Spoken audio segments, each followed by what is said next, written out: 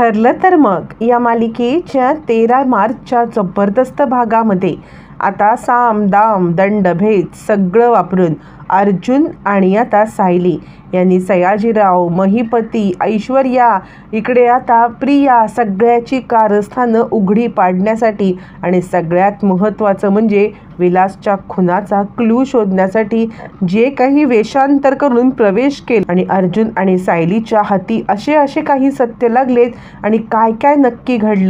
अर्जुन सायलीच्या हातात लागलेल्या माहितीच्या आधारे अनेक सत्यांचा कसा उलगडा झालाय सगळं पाहूया. 13 मार्चच्या भागामध्ये सायली अर्जुनला सांगत असते, अर्जुन सर एक काम करायचं आहे, वेळोवेळी खात जा, पाणी प्या, गरमीचा सीझन आहे, या सगळ्यामध्ये तुम्हाला त्रास नको व्हायला. यावरती मग आता अर्जुन म्हणतो, मी काय कुठे स्कूलच्या पिकनिकला चाललो आहे का की तुम्ही मला हे असं सगळं सांगताय. सायली सांगते, कामामध्ये असल्यावरती तुम्हाला कसलंही भान राहत नाही आणि म्हणून तुम्हाला सांगावं लागतं मला. यावरती अर्जुन म्हणतो, असं काय करताय. यावरती सायली म्हणते, थांबा आता मला खाली जायचं आहे, सोडा बरं. यावरती अर्जुन म्हणतो, मी कुठे धरून ठेवलं आहे. आता अर्जुनच्या घड्याळाच्या ह्याच्यामध्ये सायलीचा पदर अडकलेला असतो. सायली म्हणते, सर असं काय करताय. अर्जुन म्हणतो, बघा तरी मी कुठे तुम्हाला अडकवून ठेवलं आहे. हे म्हणजे असं झालं, खाया पिया कुछ नाही, ग्लास थोडा बाराना. यावरती आता अर्जुन म्हणतो, चला मला वेळ नाही आहे, मला निघायला पाहिजे. सायली म्हणते, सर तुम्ही कुठे चाललात. केसच्या इन्व्हेस्टिगेशनसाठीच ना, मग मलासुद्धा घेऊन चला ना, मी तुमची पार्टनर आहे म्हणता ना तुम्ही मला. यावरती तो म्हणतो, नाही पण ज्या ठिकाणी मी चाललो आहे ना त्या ठिकाणी मी तुम्हाला घेऊन जाऊ शकत नाही आहे. असं म्हटल्यावरती मग आता सायली म्हणते, असं काय करताय, मग तुम्ही कुणासोबत चाललेले आहात. यावरती अर्जुन म्हणतो, मी चैतन्याला घेऊन चालले आणि नेमका चैतन्य तिकडे येतो आणि त्यावरती सायली म्हणते, अर्जुन सर असं काय करताय, मी आले असते ना. अर्जुन म्हणतो, ज्या ठिकाणी मी चाललो आहे ना त्या ठिकाणी मला नाही वाटत की या सगळ्यामध्ये आता मी तुम्हाला घेऊन जाणं योग्य आहे. ऐका, मी आल्यावरती डिटेलमध्ये सगळ्या गोष्टी तुम्हाला सांगेन. असं म्हटल्यावरती तो आता सायलीला घेऊन जाण्यासाठी नकार देतो आणि चैतन्याला घेऊन तो सरंजामे यांना भेटायला निघतो. ज्या वेळेला सरंजामे यांची भेट होते त्यावेळेला सरंजामेंना तो सगळं डिटेलमध्ये सांगतो की तुमच्या त्या कारकिर्दीमध्ये नोकरीच्या किंवा तुम्ही ज्या वेळेला त्या पोलीस स्टेशनला होता त्याच वेळेला तिकडे ना एक विलासला बेल देण्यात आली आणि त्याच्यासाठी जे नाव देशमुख म्हणून बिल्डरचं चंद्रकांत देशमुख असं काहीतरी नाव आहे, ते देशमुख नाव आहे ना तो बिल्डर अस्तित्वातच नाही आहे आणि त्यावेळेचे कागदपत्रंसुद्धा आता खूप गहाण झालेले आहेत. त्यामुळे आम्हाला तुम्हाला विचारायचं होतं की त्या केसच्या संदर्भात तुमच्या काही लक्षात आहे का. असं म्हटल्यावरती सरंजामे म्हणतात, हे बघा मी इतका प्रामाणिक आहे ना की मला आदर्शचा पुरस्कार मिळालेला आहे.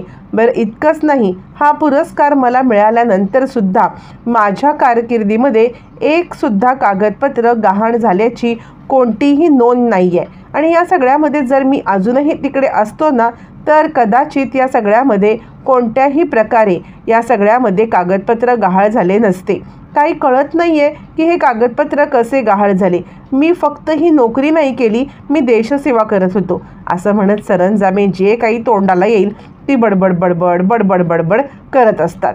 तोपर्यंत इकडे आता ज्या वेळेला प्रताप घरी येतो त्याला आता अश्विन आणि कल्पना घडलेला सगळा प्रकार म्हणजे आता तन्वीसोबत लग्नाचा झालेला निर्णय हे सगळं आता सांगायला लागतात आणि त्याच वेळेला हे सगळं सांगत असताना प्रताप म्हणतो, म्हणजे अश्विन मी तुला एक गोष्ट सांगू का, तू हा निर्णय कशामुळे घेतलेला आहेस मला सांगशील का, म्हणजे काही कारण आहे का.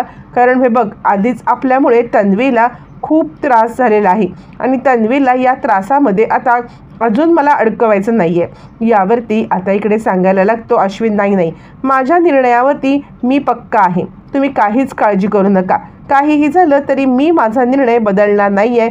तन्वीला कोणत्याही बाबतीत मी त्रास देणार नाही, हा माझा निर्णय पक्का आहे. यावरती आता इकडे कल्पना म्हणते, तुम्हाला काय वाटतं तन्वी आणि यांचं लग्नाचं तुमचा होकार नाही आहे का. यावरती प्रताप म्हणतो, नाही तसं मला काही म्हणायचं नाही आहे. तोपर्यंत इकडे आता लॉन्ड्रीचे कपडे घेऊन विमल वरती जायला निघालेली असते आणि सायलीला ती आता सायली तिला थांबवते आणि म्हणते, थांबा विमलताई, मी हे कपडे घेऊन वरती जाते. यावरती विमल सांगते, नको सायलीताई, जर का तुम्ही वरती कपडे घेऊन गेलात आणि परत तुम्हाला कोणीतरी काहीतरी बोललं तर नाही, उगाचच या सगळ्यामध्ये मला काय वाटतं माहिती आहे का, तुम्हाला कोणीतरी काहीतरी बोलण्यापेक्षा मीच घेऊन जाते. मग मात्र आता इकडे सायली म्हणते, नाही बोलू देऊ, आपलीच माणसं आहेत ना, आपलीच माणसं या सगळ्यामध्ये काहीही बोलली तरीसुद्धा त्याची कोणत्याही बाबतीत आपल्याला हे वाटायला नको.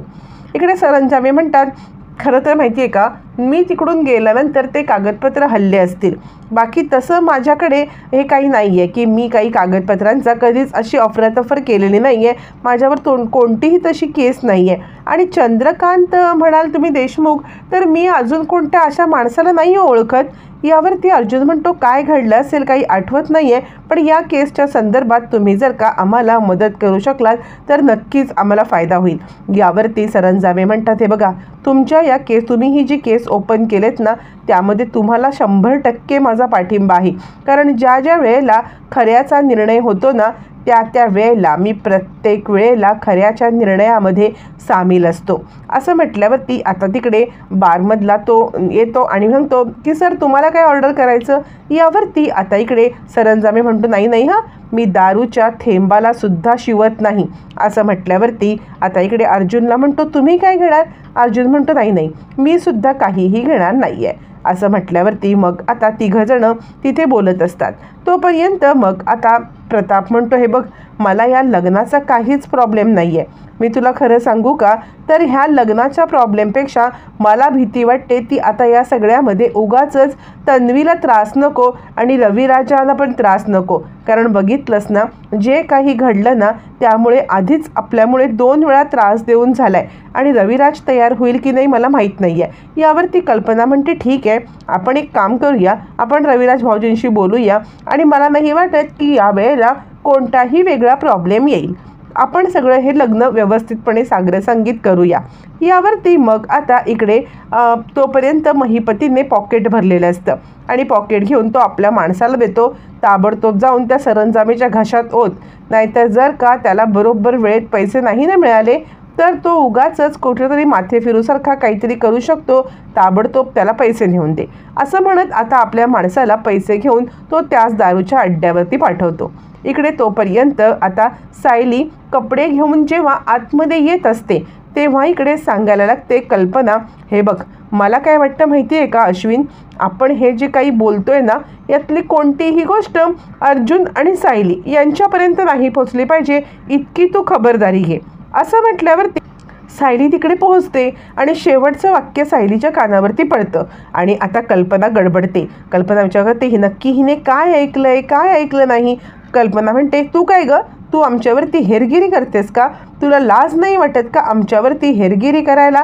असं म्हटल्यावरती सायली म्हणते, नाही आई, मी फक्त हे कपडे ठेवायला आले होते. यावरती आता कल्पना चिडते, तिचा हात धरते, फरफटत तिला खाली आणते. इकडे सरंजामे या दोघांना सांगतात, तुम्ही कोणत्याही प्रकारची जर माझ्याकडे आता मदत मागितलीत तर मी मदत करायला तुम्हाला तयार आहे. तुम्ही फक्त सांगा की कोणती मदत तुम्हाला हवी आहे ती. मी न प्रामाणिक ऑफिसरांच्या नेहमीच पाठीशी उभा राहतो. असं म्हटल्यावरती अर्जुनसुद्धा आता त्याचा निरोप घेऊन निघतात. तोपर्यंत अर्जुनला कोणतीही गोष्ट सस्पिशियस अशी वाटतच नसते.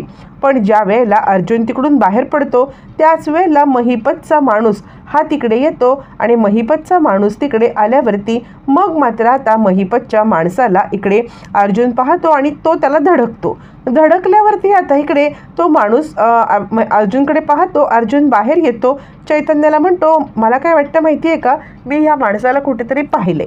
तोपर्यंत तो माणूस पैसे देतो आणि महिपत शिकरेंनी तुम्हाला दिलेत असं सांगतो. सरंजामे म्हणतात, जरा हळू बोल, हळू बोल. इकडे आता सांगायला लागतो अर्जुन की ह्याला मी कुठेतरी पाहिले. यावरती चैतन्य म्हणतो, अरे आपण कित्येक असे हे पाहतो, तुला माहिती आहे ना, म्हणजे आपण ज्या वेळेला साक्षीदारांना बोलवतो किंवा या सगळ्यामध्ये जेव्हा आपण साक्षी पुरावे गोळा करतो त्यावेळेला प्रत्येक वेळेला आपण या सगळ्यामध्ये कित्येक लोकांना भेटतो, कित्येक लोकांना हे करतो आणि म्हणूनच मला काय वाटतं असंच काहीतरी असेल की तो माणूस तुला सापडला असेल. एवढं काही तू सिरियस घेऊ नकोस. अर्जुन म्हणतो, नाही, पण मला वाटते की मी हल्लीच त्याला कुठेतरी पाहिजे. पाहिलंय, असं म्हणत दोघं जण तिकडून निघतात. इकडे तोपर्यंत सायली सांगण्याचा प्रयत्न करत असते, नाही हो आई, मी खरंच काही ऐकलं नाही. पण कल्पना काही ऐकायला तयार नसते. आता आमच्या घरात आम्हालाच बोलायची चोरी झालेली आहे का? आम्ही काय ह्या सगळ्यामध्ये लपून छपून हे करायचं का? असं म्हटल्यावरती मग आता इकडे विमलला ती म्हणते, विमल, तुला तुझी कामं नीट करता येत नाहीत का? तुझी कामं जर तुला करता येत नसतील तर तसं सांग, काय चाललंय तुझं? हिला का ही कामं सांगतेस? यावरती आता इकडे अश्विन म्हणतो, काही नाही गं, हिला आपण काय बोलतोय काय नाही या सगळ्याची हेरगिरी करायची असेल. सायली सांगण्याचा प्रयत्न करते, नाही हो आई. यावरती आता तिकडे कल्पना म्हणते, काय ऐकलंस तू? काय ऐकलंस? यावरती सायली म्हणते, मी फक्त इतकंच ऐकलं की अर्जुन आणि सायलीला काही कळलं नाही पाहिजे. यावरती अर्जुन येतो आणि अच्छा, पनवेलमधलं टेम्परेचर जरा खूपच वाढलेलं दिसतंय. यावरती प्रताप म्हणतो, हे बघ, हे सगळं जे काही बोलतोयस ना ते बोलायची तुला काही गरज नाही आहे. म्हणजे कसं आहे ना, तू या सगळ्यामध्ये अशा गोष्टी करतोयस आणि इतकं सिरियस वातावरण असताना तू त्याला मजाकमध्ये घेण्याचा प्रयत्न करतोयस. तुला खरंच काही वाटत नाही आहे का? यावरती अर्जुन म्हणतो, काय वाटायचं? माझी बायको कधीही हेरगिरी करायला कुणाच्याही इथे येणार नाही याची मला खात्री आहे आणि तुम्ही तिच्यावरती आरोप करताय. चल बाई. इकडे तोपर्यंत महिपत फोन करतो आणि आता सरंजामेंना सांगायला लागतो, काय पैसे पोचले का तुम्हाला? यावरती सरंजामे म्हणतात, काही काळजी करू नका, तुमचे पैसे पोचलेत, काम तर तुमचं 100% होणार. असं म्हणत सरंजामे फोन तर ठेवतो आणि तो विचार करतो, अच्छा, म्हणजे आता माझ्या हातात 2 पत्ते आहेत. एक पत्ता महिपत शिकरेचा आणि एक पत्ता अर्जुन सुभेदारचा. ज्या वेळेला जो पत्ता खेळवासा मला वाटेल ना त्यावेळेला तो पत्ता मी खेळवत राहणार आहे. असं म्हणत आता इकडे सरंजामे दोन्हीकडून फायदा करून घेण्याचा प्रयत्न करत असतो आणि आता दारू पीत तिथे बसतो. तोपर्यंत आता इकडे अर्जुन सांगतो, तुम्हाला कोणत्याही गोष्टीचं एक्सप्लेनेशन देण्याची काहीच गरज नाही आहे. माझी बायको या सगळ्यामध्ये कधीही हेरगिरी करणार नाही. उलट तुम्हीच आमच्यापासून लपून छपून गोष्टी करताय आणि आम्हाला सांगताय की आम्ही हे सगळं केलं. हे सगळं जे काही चाललंय ना यामध्ये मला आता माझ्या बायकोला इथे थांबवायचंच नाही आहे. चल बायको. असं म्हणत तो आता सायलीला घेऊन वरती येतो. सायलीला घेऊन तो वरती येतो, पण तरीसुद्धा सायलीला या सगळ्यामध्ये अजूनही टेन्शन आलेलं असतं. ते म्हणजे सतत घरामध्ये ज्या काही घडामोडी चाललेल्या आहेत त्या घडामोडींचं, या घरामध्ये जे काही वाद चाललेत त्या वादांचं, आणि ती विचार करत असते या घरामध्ये चाललेले वाद, ह्या गोष्टी या कधी थांबणार किंवा काय होणार हे असं तिला वाटत असतं आणि तिला खूप शंका येत असते. एकावरती एक सगळ्याच गोष्टी बिघडत चाललेल्या असतात आणि ती सतत तिथे विचार करत बसलेली असते. ज्या वेळेला सायली तिथे विचार करत असते त्याच वेळेला अर्जुन पाहतो की काहीतरी गडबड आहे आणि या सगळ्यामध्ये इतक्या अस्वस्थ का बरं दिसत आहेत, नक्कीच काहीतरी झालेलं आहे. असं म्हणत आता इकडे अर्जुन तिकडे येतो आणि अर्जुन तिकडे येऊन सांगायला लागतो, काय झालं, तुम्ही या सगळ्यामध्ये इतक्या अस्वस्थ का आहात? यावरती सायली सांगायला लागते, सर, मी तुम्हाला एक गोष्ट सांगू का, आज तर घरामध्ये एकही गोष्ट चांगली होत नाही आहे. म्हणजे ना या सगळ्यामध्ये ज्या काही गोष्टी घडत आहेत ना त्या गोष्टी खूप विचित्र घडत आहेत. म्हणजे सगळ्यात पहिले सरंजामेंचं झालं, ते आता या सगळ्यामध्ये काही माहिती देऊ शकत नाहीत. त्यानंतर मग आता घरामध्ये ही गोष्ट घडली. दुसरी आता इजा तिजा, तिसरं काहीतरी घडणार नाही ना, मला मधुभाऊंची काळजी वाटते. असं म्हटल्यावरती मग आता अर्जुन म्हणायला लागतो, हे बघा, हे सगळे तुमच्या मनाचे खेळ आहेत. तुम्ही या सगळ्यामध्ये स्वतःला इतका उशीर त्रास करून घेऊ नका बरं, सगळं काही सोडून मोकळे व्हा. तोपर्यंत मधुभाऊ इकडे अस्वस्थ असतात आणि मधुभाऊंना मग सायली फोन करते, जेणेकरून मधुभाऊ तरी सुरक्षित आहेत का हे तिला जाणून घ्यायचं असतं. आणि या सगळ्यामध्ये किमान मधुभाऊ सुरक्षित असतील तर तिसरा तरी काही गोंधळ नाही असं तिला वाटतं. म्हणून ती मधुभाऊंना फोन करते. मधुभाऊंना फोन केल्यावरती सायली म्हणते, मधुभाऊ कसे आहात तुम्ही? यावरती मधुभाऊ म्हणतात, साऊ बाळा, मला खूप एकटं वाटते. म्हणजे कसं आहे, इथे आपलं असं माणूस कुणीच नाही आहे आणि त्यामुळे मला खूप भीती वाटते. म्हणजे माहिती आहे का, या सगळ्यामध्ये ना काही गोष्टी कधी कधी अशा घडतात ना की मी पोलीस स्टेशनला कसा होतो एकटा तसं मला आत्ता वाटायला लागले. इथे कुणीच नसल्यामुळे मला खूप एकटं वाटते साऊ बाळा. असं म्हटल्यावरती मग आता इकडे सायली म्हणते, हे बघा मधुभाऊ, तुम्ही चिंता करू नका, काही दिवस फक्त जातील आणि या काही दिवसांमध्येच तुम्ही आता लवकरच इकडे याल. मी फक्त तुम्हाला सांगते ना, प्रश्न काही दिवसांचाच आहे. असं म्हणत सायली आता मधुभाऊंना आपल्या ह्याच्यानुसार समजवण्याचा प्रयत्न करत असते किंवा आपल्या ह्याच्यानुसार बोलण्याचा प्रयत्न करत असते. पण मधुभाऊ आता इरिटेट झालेले असतात. काय थोडे दिवस, काय थोडे दिवस, किती दिवस अजून मी थांबायचं आहे, असं म्हणत मधुभाऊ फोन कट करतात. ज्या वेळेला मधुभाऊ फोन कट करतात त्यावेळेला सायलीला खूपच वाईट वाटतं आणि आता ती मधुभाऊंना कंटिन्युअसली पुन्हा फोन करायला लागते. पण मधुभाऊंचा फोन काही लागतच नसतो. मग सायलीला चिंता वाटायला लागते की मधुभाऊ असे का, फोन का नाही उचलत आहेत, कुठे बाहेर गेले असतील का, काय झालं असेल मधुभाऊंना. एक ना 100 प्रश्न तिच्या मनामध्ये घर करायला लागतात आणि म्हणून ती विचार करते की मी आता जानकीला फोन लावते आणि ती जानकीला कॉल करते. ज्या वेळेला ती जानकीला कॉल करते त्यावेळेला मग आता जानकी फोन उचलते. मग घडलेला प्रकार ती सगळा सांगते. मी मधुभाऊंना कॉल केला होता, आधी कॉल लागला, नंतर कट झाला आणि नंतर फोनच लागत नाही. जानकी म्हणते, अगं तिकडे ना रेंजचा वगैरे प्रॉब्लेम असतो, तू काळजी करू नकोस, मी तिकडे जाऊन मधुभाऊ काय करतायत ते पाहते आणि तुला कळवते. असं म्हणत मग आता सायलीसुद्धा सायलीच्या काळजीपोटी जानकीसुद्धा मधुभाऊंना तिकडे पाहण्यासाठी निघून जाते. इकडे तोपर्यंत आता तिघेजणे पुन्हा आपल्या रूममध्ये आलेले असतात, प्रताप, अश्विन आणि कल्पना. त्यावरती आता इकडे प्रताप म्हणतो, काय गं, तुला काय वाटते कल्पना, हिने ऐकलं असेल का लग्नाचा काही विषय. यावरती कल्पना म्हणते, नाही, ती जे काही बोलते आहे ना तेच बहुतेक तिने ऐकलेलं असेल. आणि मला काय वाटतं माहिती आहे का, म्हणजे मुळातच त्यांना ना तन्वी आवडत नाही दोघांनाही.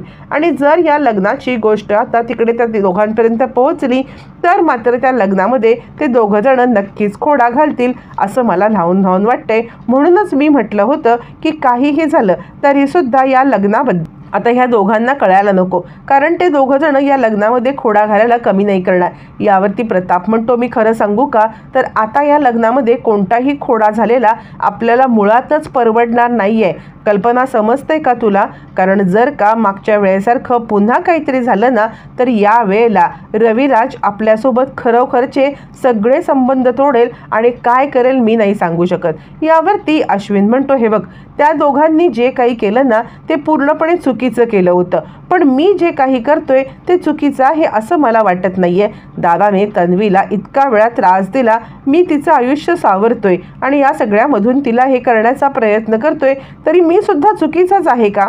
यावरती कल्पना म्हणते, नाही रे बाळा, तू कशाला चुकीचा, तू काहीही चुकीचं करत नाहीयेस, तू जे काही करतोयस ना ते बरोबरच करतोय आणि या लग्नामध्ये काहीही होणार नाही याची गॅरंटी माझी. तू बिलकुल काळजी करू नकोस, मी आहे ना तुझ्यासोबत, मी जोपर्यंत तुमच्यासोबत आहेत काहीही होणार नाही आहे. मी कुणालाही म्हणजे अर्जुन सायलीला या लग्नामध्ये कोणत्याही प्रकारचा मोडता घालू देणार नाही. असं म्हणत कल्पना अश्विनला समजत असते. प्रताप म्हणतो, हो, आणि आपण इतकी सतर्कता ठेवायची आहे की काहीही झालं तरीसुद्धा या सगळ्यामध्ये आता आपण पूर्णपणे काळजी घ्यायची आहे की काहीही झालं तरीसुद्धा या दोघांपर्यंत ही बातमी आलीच नाही पाहिजे. असं म्हटल्यावरती मग मात्र आता इकडे अश्विन म्हणतो, ठीक आहे, पण लवकरात लवकर पूर्णाजी आली ना की आपण रविराज काकांसोबत बोलून घेऊया.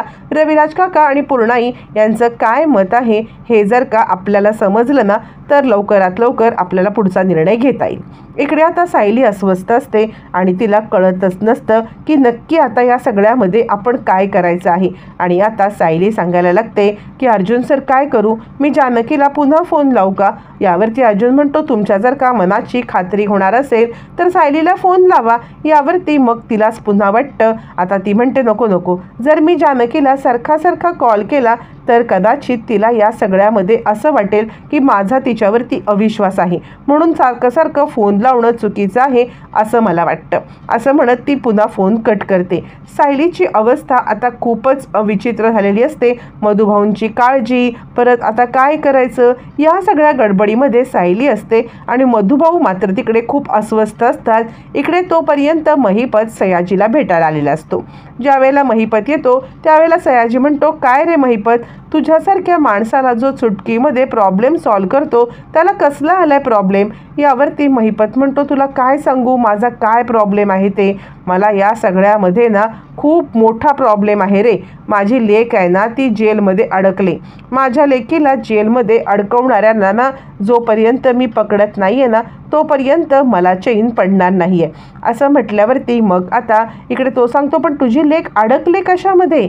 त्यावरती मग सगळे डिटेलमध्ये कहाणी महिपत सांगायला लागतो. अरे काही नाही, एक मधुकर पाटील नावाचा माणूस आहे आणि या मधुकर पाटील या माणसाने ना माहिती आहे का खूप मोठं कारस्थान केलेलं आहे. अरे म्हणजे त्याचा आश्रम माझ्या पोरीला हवा होता. त्याने निमूटपणे देऊन टाकायचा का नाही, पण त्याने आश्रम काही निमूटपणे दिला नाही. मग माझ्या पोरीकडून झाली एक छोटीशी चूक आणि त्या विलासचा झाला खून. पण या खुनाच्या ह्याच्यामध्ये मला अडकवायचं आहे त्या मधुकर पाटलाला. पण तो मधुकर पाटील तो लपून बसलाय आणि तो लपून बसल्यामुळे आता या सगळ्यामध्ये खूप मोठी गोम आलेली आहे की मला माझ्या पोरीला पण सोडवता येत नाही आणि काय पण नाही. तो जर का एकदा सापडला ना कुठं लपून बसलाय बिळात तो, तर माझा प्रॉब्लेम सॉल्व्ह होईल. त्यावरती सयाजी म्हणतात, हे बघ तू काळजी करू नकोस, नक्कीच तुझा तो मधुकर पाटील जिथं कुठं लपलाय ना तिकडून शोधून काढ आणि त्याला सगळ्यामध्ये हे करून टाक. असं म्हटल्यावरती मग मात्र आता इकडे हे बोलत असताना दोघांच्या मधुकर पाटलाचं नाव तोंडावरती येतं आणि आता मधुकर पाटील हा महिपतला वॉन्टेड आहे ही गोष्ट सयाजीला समजते. तोपर्यंत इकडे आता सायलीचं अजूनही कशामध्ये लक्ष लागत नसतं. सायली या सगळ्यामध्ये खूपच अस्वस्थ असते. अर्जुन म्हणतो, काय झालं, तुम्ही एकदाचा फोन करून मोकळे व्हा ना, जे काही असेल ते सगळं म्हणजे तुम्हाला समजेल. असं म्हटल्यावर ती सायली म्हणते, मलाच कळत नाही आहे की मधुभाऊ कुठे गेले असतील. मग दोघंजणं मिळून देवाच्या इथे येतात. सायली देवाचा धावा करायला लागते आणि देवाचा धावा करत सायली आता मधुभाऊंना जिथे कुठे असतील तिथून सुखरूप लवकरात लवकर परत आण असं सांगायला लागते. तोपर्यंत इकडे आता सायलीच्या सांगण्यावरून जिथे आता गेलेले असते जानकी मधुभाऊंना शोधायला, ती आता मधुभाऊंना शोधण्यासाठी तिकडे येते. पण तिला मधुभाऊ कुठेच दिसत नाहीत आणि त्यामुळे ती घाबरते. मधुभाऊ कुठे आहात तुम्ही, काय करताय, कुठे आहात असं म्हणत ती मधुभाऊंना शोधण्यासाठी जंग पछाडत असते. पण तिला मधुभाऊ कुठेच दिसत नाहीत. बरं इतकंच कमी असतं की काय, तर मधुभाऊ आपल्या रूममधून निघालेले असतात आणि ते पोहोचलेले असतात जवळपास महिपतच्या अड्ड्यापर्यंत, जिथे सयाजी आणि आता इकडे महिपत हे दोघंजणं दारू पीत बसलेले असतात. आणि त्यावरती सयाजी सांगत असतो, हे बघ तुझा मधुकर पाटील आहे ना तो मला असं वाटते काय माहिती इकडंच कुठंतरी असेल आणि तुला तो लवकरात लवकर मिळून जाईल, तू काळजी करू नकोस. असं म्हटल्यावरती मग मात्र तोपर्यंत मधुभाऊ त्याच दिशेने आलेले असतात. जेव्हा मधुभाऊ त्याच दिशेने येतात तोपर्यंत जानकी येते, मधुभाऊंना धरते आणि मधुभाऊ असं काय करतायत, तिकडे कुठे चाललायत असं म्हणत मधुभाऊंना थांबवते आणि ती सांगते, मी तुमच्या हात जोडू का. हे बघा जोपर्यंत तुम्ही या सगळ्यामध्ये अर्जुन सायलीच्या मी तुम्हाला सुखरूप हवाली करत नाही आहे तोपर्यंत मधुभाऊ प्लीज तुम्ही हे करू नका. महिपत शिकरे तुम्हाला शोधतोय. ऐश्वर्या हे ऐकते, अच्छा म्हणजे महिपत शिकरे हा तर डॅडांचा मित्र, म्हणजे आता हा यांना शोधतोय काय. नाही आता काही झालं तरी सुद्धा या सगळ्यामध्ये मी डॅडांपर्यंत ही गोष्ट पोचवते आणि ती आता फोटो काढते. फोटो काढून अडकवण्याचा प्रयत्न करणार असते. तोपर्यंत अर्जुन आणि सायली दोघंजणं वेषांतर करून एका बुटीकमध्ये चाललेले असतात. ज्या वेळेला हे दोघंजणं बुटीकमध्ये चाललेले असतात त्यावेळेला आता छानपैकी सायली तयार होते आणि सायली सांगायला लागते, अर्जुन सर मला काय वाटते म्हणजे या सगळ्यामध्ये आपण असा वेश करून जाणं गरजेचं आहे का. आपण जर का आपल्या नॉर्मल वेशात गेलो तर नाही का चालणार आहे. यावरती मग आता इकडे अर्जुन सांगायला लागतो, हे बघा जर या वेशामध्ये आपण नाही गेलो ना तर तिकडे आपल्याला ओळखतील आपण कशासाठी चाललेलो आहोत. आपण मुळातच चाललेलो आहोत ते म्हणजे या सगळ्यामध्ये आता खुनाच्या केसच्या संदर्भात ना. जर आपण खुनाच्या केसच्या संदर्भात चाललोय तर आपल्याला असा नॉर्मल वेश घालून चालणार नाही. असं म्हटल्यावरती मग आता इकडे सायली सांगायला लागते, ठीक आहे सर आपण लवकरात लवकर निघूया. असं म्हणत मग आता इकडे अर्जुन आणि सायली निघतात. इकडे तोपर्यंत जेव्हा सयाजीराव नानांना पाहायला येतो त्याच वेळेला महिपतचा फोटो तिकडे असतो. ज्या वेळेला महिपतचा फोटो तो पाहतो आणि त्याच वेळेला तो म्हणतो, का कुणास ठाऊक पण मी या माणसाला कुठेतरी पाहिले, आता कुठे ते मला आठवत नाही आहे. यावरती महिपत म्हणतो, तू आणि याला पाहिलंस? यावरती तो सांगतो, हो मी याला पाहिलंय पण मला आठवत नाही आहे. तोपर्यंत अर्जुन आणि सायली तयार होऊन आता इकडे मधुभाऊंना शोधण्यासाठी आणि आता मधुभाऊंच्या सोबतच महिपतचं काम तमाम करण्यासाठी निघताय. त्यांच्या हाती काय लागणार, कसं लागणार आणि दोन याच्या संगममध्ये नक्की काय निष्कर्ष निघणार हे येणाऱ्या भागातच